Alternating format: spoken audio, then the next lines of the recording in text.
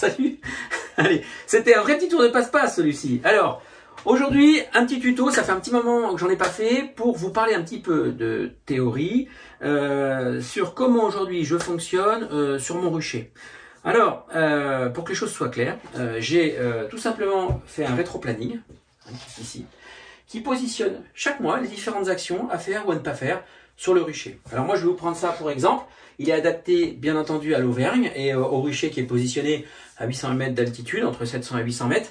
À vous, après, de l'adapter voilà, sur votre région pour que ça soit adapté à votre climat et à vos abeilles, bien entendu. Alors, si on démarre au mois de janvier, sur le mois de janvier, il ne se passe pas grand-chose. Il y a un redémarrage de la ponte, normalement. Les températures sont encore froides. Dans la ruche, les abeilles sont en grappe.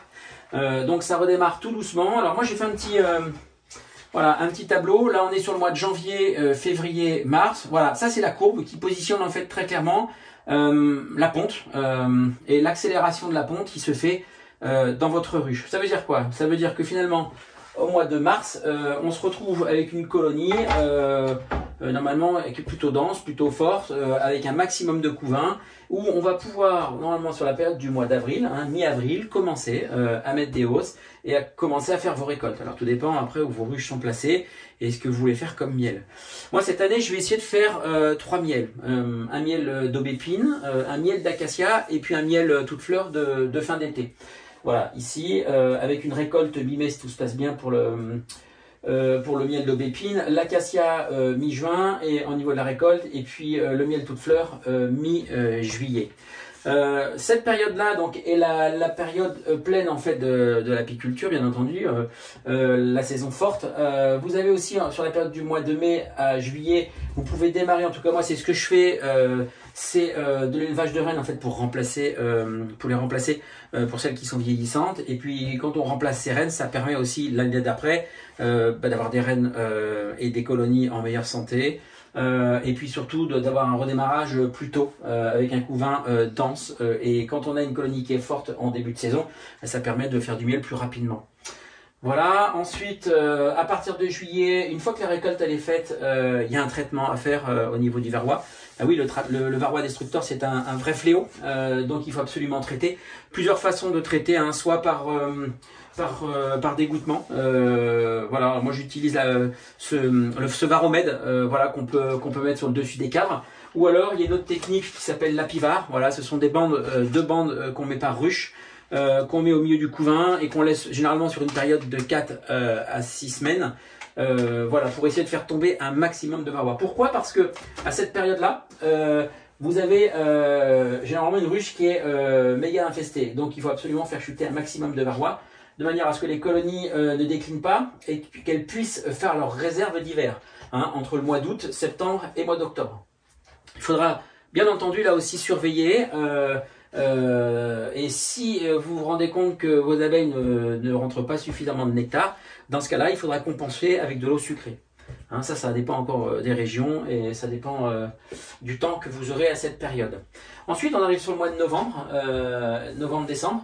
Généralement, on ne touche plus rien. Voilà, les colonies ont leurs réserves. On n'a plus besoin de toucher aux abeilles. On les laisse tranquilles, hiverner. Sauf sur la période de décembre ou janvier, où il va falloir faire un deuxième traitement pour le varroa. Alors, il y a plusieurs techniques. Encore une fois, soit vous le faites par dégouttement avec le varomède, soit vous utilisez, alors moi j'utilise un nouveau procédé depuis peu qui s'appelle le Sublimox. Voilà, c'est un appareil comme celui-ci, un petit appareil qui vous permet en fait de mettre une dose d'acide formique. Voilà. Donc je ne suis pas là pour en faire de la pub, mais au niveau du procédé, on met une petite dose, voilà, une toute petite dose qu'on va mettre à l'intérieur d'un bouchon, voilà, comme celui-ci. Voilà, on y met une petite dose à l'intérieur, tac. On vient avec cette petite chaudière, voilà, on vient la retourner pour prendre ce petit bouchon. Hop, on la retourne et à ce moment-là, on vient projeter en fait cette vapeur d'acide oxalique à l'intérieur de la ruche. Voilà, ça crée des cristaux à l'intérieur, ça se positionne sur les abeilles et ça vient faire chuter un maximum de varroa. Ce qui fait que votre colonie, quand elle va redémarrer en janvier, alors pourquoi on le fait aussi à cette période?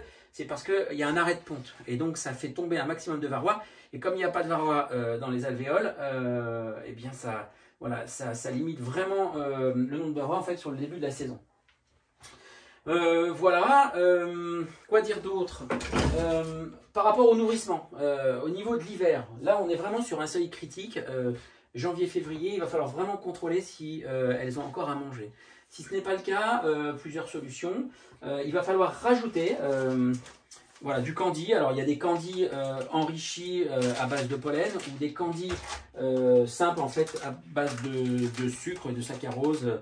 Voilà, des sucres en fait rapides dont les abeilles ont besoin. Voilà, il faut absolument contrôler ça et généralement on fait un petit trou en fait sur cette pochette. On la retourne en fait dans le nourrisseur, là où il y a un petit trou prévu à cet effet et les abeilles viennent se nourrir directement dedans. Voilà, ça c'est un point très critique en ce moment. Mais écoutez, voilà, j'avais envie de vous parler un petit peu de ma méthode en fait que j'applique sur le rucher de gribouille sur l'Auvergne. J'espère que ça sera utile pour vous. Je vous souhaite à tous une excellente année et j'ai bien hâte que ça démarre. Voilà, écoutez, à une prochaine fois. Salut!